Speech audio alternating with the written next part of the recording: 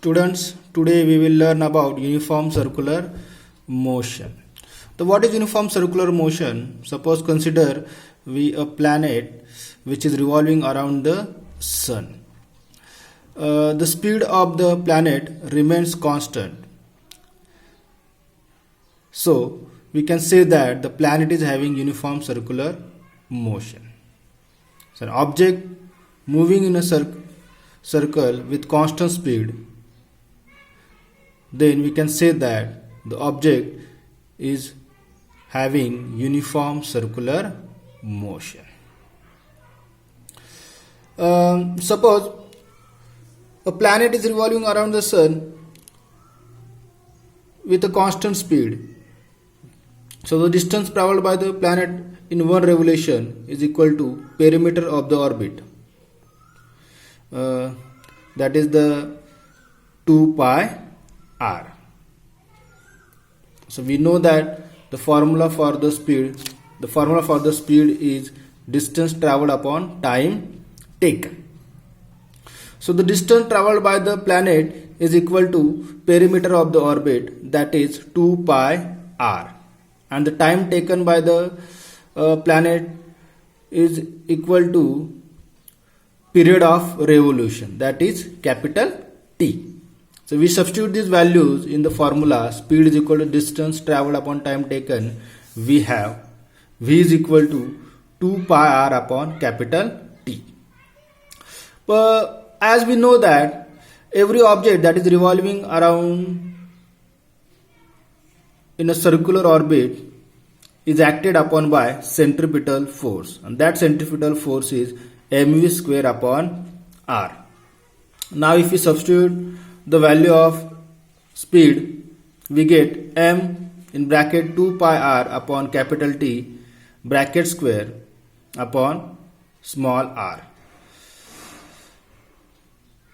So the square of 2 is 4, square of pi is pi square, and square of r is r square, and t square. So we finally get 4m pi square r upon t square. Now we multiply and divide by r square. Multiply and dividing by r square, we get f is equal to 4m pi square upon r square. Here the sign of multiplication, r cube upon t square. As we learned that according to Kepler's third law, t square upon r cube is equal to constant. If we substitute this in this equation, we get 4m pi square upon r square k. The whole quantity r cube upon t square is nothing but 1 upon k. If you look to the equation, 4 is constant, m has fixed value, that is the mass of the planet, pi has a fixed value, that is 3.14, and k is a constant which is also a fixed value. So we get f is inversely proportional to 1 upon r square. So Newton concluded that the centripetal force, which is the force acting on the planet and is responsible for its circular motion, must be inversely proportional to the square of the distance between the planet and the sun. Students, now we will learn about the problems based on the gravitation. We solve the first problem, that is Mahendra and Virat are sitting at a distance of 1 meter from each other. Their masses are 75 kg and 80 kg respectively. What is the gravitational force between them? Now we want to find the gravitational force acting between the Mahendra and Virat. So this is Mahendra and this is Virat. The distance between them is 1 meter, and we want to calculate the gravitational force acting between Mahendra and Virat. So what is the data is given? The data is given is mass of the Mahendra, which is we assume m1 is equal to 75 kg, mass of Virat, that is m2 is equal to 80 kg, and the distance between them is 1 meter. We know that the gravitational constant G is equal to 6.67 into 10 to the power minus 11 Newton meter square per kg square. We want to find gravitational force F. Now we should know the Newton's universal law of gravitation, so we are able to solve this problem, which is F is equal to G m1 m2 upon d square. We know the value is 6.67 into 10 to the power minus 11. M is 75, m2 is 80 and d square is 1 square.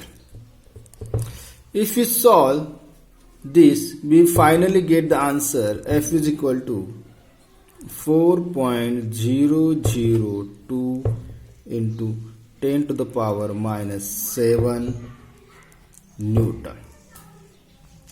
So what we can say that the gravitational force between Mahendra and Virat is 4.002 into 10 to the power minus 7 Newton.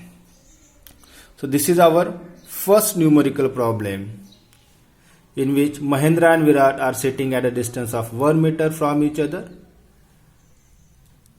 The distance between Mahendra and Virat is 1 meter. Mass of Mahendra is 75 kg. Mass of Virat is 80 kg.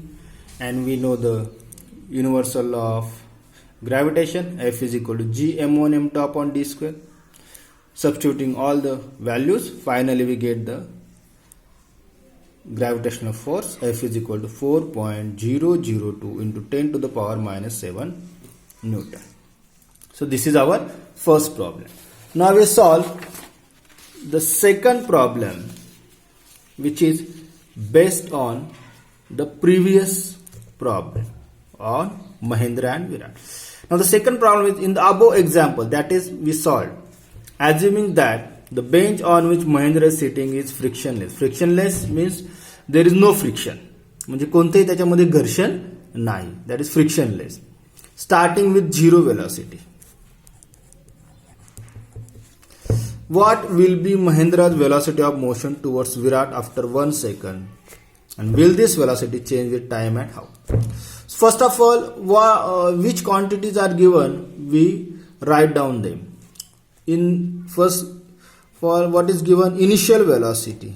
So initial velocity is equal to 0 meter per second. Time t is equal to 1 second. The Mahendra's mass we know that m1, which is 75 kg.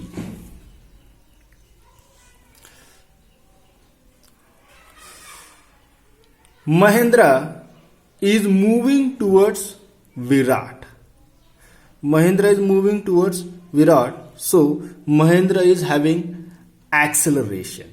So first of all, we will calculate the acceleration. We know the formula. Acceleration of Mahendra. F is equal to m into a. So a is equal to F upon m. So what is the value of m? So we, in previous example, we find out the gravitational force between Mahendra and Virat, which is 4.002 into 10 to the power minus 7. We know the mass of Mahendra, that is 75 kg. So we will get the acceleration value is 5.34 into 10 to the power minus 9 meter per second square. If you solve this, we will finally get the acceleration of Mahendra. What do we want to find? We want to find the velocity of Mahendra. Final velocity of Mahendra. To calculate the final velocity of the Mahendra, we should know, we apply Newton's kinematical equation of Newton, and first kinematical equation of Newton is V is equal to U plus AT.